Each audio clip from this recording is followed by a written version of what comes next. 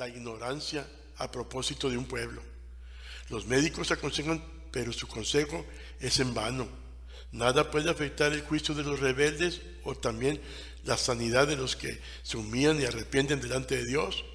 Hay que considerar que siempre en estos casos abundarán los profetas mentirosos y políticos vanidosos e ignorantes que pueden llevar al pueblo a la destrucción. No hay ningún bálsamo que pueda sanar la maldad mundial que existe en estos días. Los remedios terrenales son externos. Quizás podrán cambiar de alguna forma el orden social, pero no pueden curar las ideas falsas, las posesiones sin regulación y los hábitos sucios, los cuales son producto de una conciencia cauterizada por el infierno. La enfermedad espiritual debe de ser tratada con medicina espiritual. Los médicos del cuerpo nada pueden hacer para sanar una mente enferma. Jamás se podrán sanar la moral de la humanidad estrictamente mediante legislaciones gubernamentales. La enfermedad del pecado es el corazón, está en el corazón, y el remedio debe alcanzar el corazón. Así que las depresiones profundas de la humanidad no pueden ser sanadas puramente mediante confortamientos de consolación pasajera. Por ejemplo, una madre que ha perdido a algún hijo no puede ser consolada con remedios gubernamentales. Las religiones humanas llevan en sí el estigma en sus rostros de la corrupción moral que quieren destruir. El pecado solo puede ser sanado por un medicamento fuera del mundo físico. Tenemos que ir más allá que Galaad para poder obtener la verdadera medicina. Sencillamente porque Galaad también lleva la carga del juicio de Israel que buscaba remediar. La verdad es que Dios ha provisto su propio remedio para la sanidad social y moral del mundo, siempre y cuando no sigan dándole la espalda, lo cual dudo se hará por los malignos. Lo podemos ver claramente en los noticieros actuales, que dicen, por ejemplo, que los miembros de una iglesia en Estados Unidos adoran a Dios desnudos.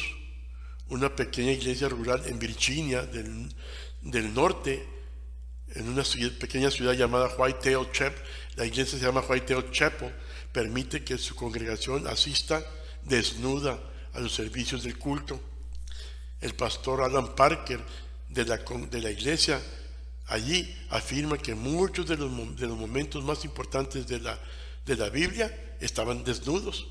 Según este pastor, dice que el adorar desnudos es igualarse a las demás criaturas creadas y que no hay problema alguno, que todos debemos de adorar y glorificar a Dios desnudos. Alabado sea Dios. Si solamente entendieran que la única solución es el médico divino, Jesús de Nazaret. Los milagros físicos en los cuerpos de los enfermos era señal de la obra que vino a realizar para las almas perdidas. El remedio de Jesús, mi hermano, viene de más allá que los remedios humanos. El remedio de Jesús llega hasta las raíces de la maldad mundial. Su obra no es hacer posible una solución externa revolucionaria en la sociedad, sino purificar la condición humana y sanar los corazones desahuciados, como lo menciona el poderoso apóstol Pablo en el libro de los Hechos, capítulo 9, versículo 14, que dice: cuán más la sangre de Cristo, el cual por el Espíritu eterno se ofreció a sí mismo sin mancha a Dios, limpiará vuestras conciencias de las obras de muerte para que sirváis al Dios vivo. Creo que individualmente la sanidad está provista para todos. Y los casos más terribles que pueda haber en la tierra, creo que por ellos vino Jesús. Cuando todos los demás remedios fallan, Él nunca falla. porque cuando más se necesita, allí está Él. Y el mundo entero que ha estado enfermo o que han pasado aún por enfermedades terminales pueden y testifican del poder del sacrificio de Dios Altísimo en la persona de su Hijo Jesús. En otras palabras, la sociedad solo puede ser sanada por la aplicación de principios cristianos, no políticos, que solo llevarán y entretendrán al pueblo, no con literatura que nunca ha de dar resultados reales, no con recreaciones y ejercicios que tratan de sanar la vida doméstica. Si no se voltea hacia arriba, la nación y el mundo seguirán sufriendo toda clase de enfermedades terminales. Para el Señor es natural querer endulzar la vida en lugar de que haya enfermedad, pero también debe de haber disposición de la humanidad, algo así como lo que sucedió en el libro de los Reyes, cuando llegaron a una ciudad y los hombres iban a tomar agua y se dieron cuenta al probarla que el agua estaba enferma, estaba envenenada. Al momento le hablaron al profeta Eliseo y le dieron la queja, y el profeta les pide que trajeran una botija con sal, y al vaciarla las aguas enfermas quedaron sanas y ya no hubo más enfermedad en ellas.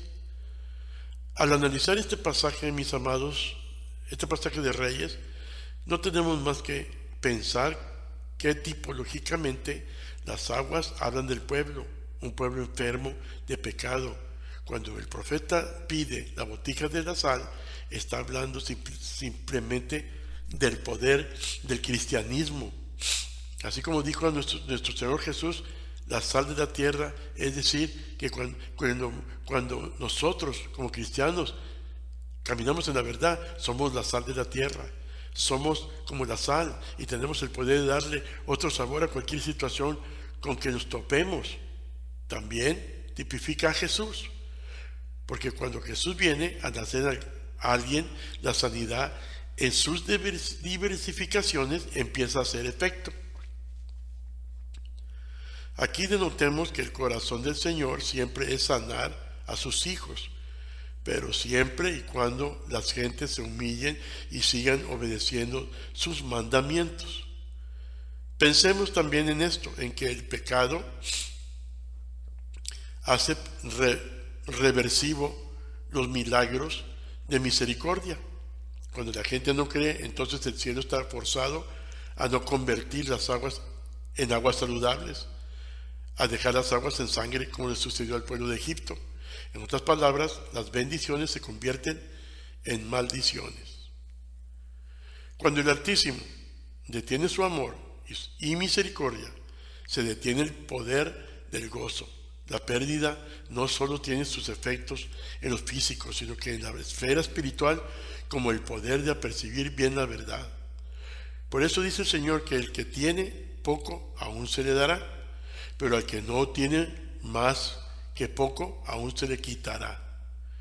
Lo declaró firmemente el evangelista Mateo, cuando dijo que el Señor les hablaba en parábolas porque ya habían perdido el raciocinio para entender cuándo se les estaba hablando la verdad, cumpliéndose en la humanidad lo que había profetizado Isaías, que dijo que oyendo no oían y viendo no oían, ya que el corazón de este pueblo está engrosado y no quieren escuchar.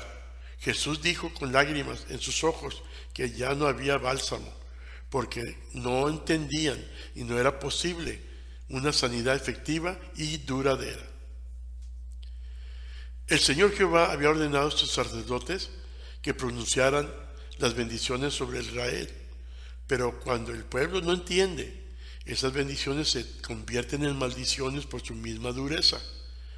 Si vemos nuestro pasaje, Isaías y quizás muchos otros profetas más ya habían hablado, ya habían alertado al pueblo de sus malos caminos, pero ellos persistían en seguir el error de sus egos. Y tuvo que llegar el momento divino de ejecutar juicios sobre ellos. Amado hermano, tienes que entender que Jehová es bueno y es grande en misericordia, pero a través de toda la Biblia vemos que también tiene una línea que no podemos cruzar, ya que Él no puede violar sus propios mandamientos y parámetros de justicia. Por ejemplo, amado, pensemos en esto.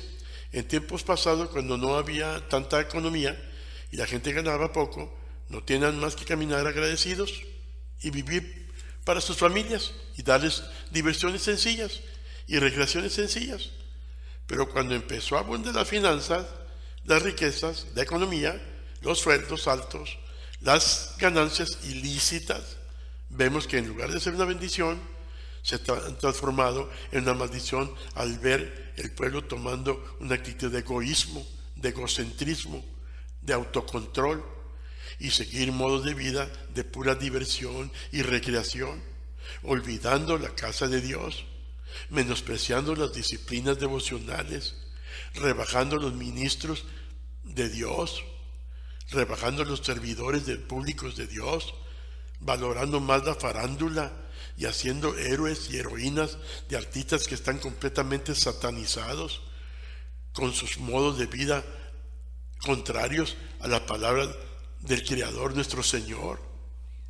No podemos más que acreditar lo que dijo el Señor, que el pueblo tiene el poder de transformar la bendición en maldición. No es el ministro que da maldición, son el pueblo que en su modo de vida la transforma en maldición. En ningún momento digo que no hay ministros que no están siguiendo la palabra y están ofreciendo maldición en lugar de bendición, pero por eso los miembros deben de meterse con Dios para orar y pedir discernimiento y también de escudriñar la palabra para saber distinguir entre los falsos y verdaderos. Así que los dos tienen la culpa, unos por torcer sus ministros, por ser ministros torcidos, y los otros por ser desobedientes y descuidar las disciplinas espirituales. No por nada el proverbista Salomón dijo en una ocasión que había caminos que al hombre le parecían derechos, pero al final eran caminos de muerte. Él lo escribió y lo dijo claramente en Proverbios 14:12. La casa de los impíos será asolada, mas floreced la tienda de los rectos. Hay camino que al hombre le parece derecho, pero su fin son caminos de muerte. También el salmista David, ¿verdad?, encumbrado por la palabra de Dios, dijo que el pueblo no oyeron sus consejos. Por lo tanto, Jehová los dejó a la dureza de sus corazones, caminando en sus propios sonceras. Salmo 81, versículo 11 y 12 dice, fíjese lo que dice David: mas mi pueblo no oyó mi voz, e Israel no me quiso a mí. 12 dice, déjelos, por tanto, a la dureza de su corazón, caminaron en sus consejos. Tenemos al apóstol Pablo declarando subliminalmente todo este consejo cuando dice que los ministros no tienen la culpa, no todos, porque cuando predican la palabra inalterada, para muchos que están hambrientos y están dispuestos, están enfermos, pero también hay otra gente que no importa cuánto les prediques, aconsejes, les entrará por un oído y les saldrá por el otro.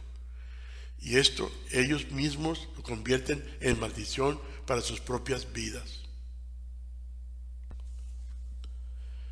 Digo un antiguo padre de la iglesia, cuando el evangelio se transforma en muerte para alguien, esa es la forma de morir más terrible que pueda existir.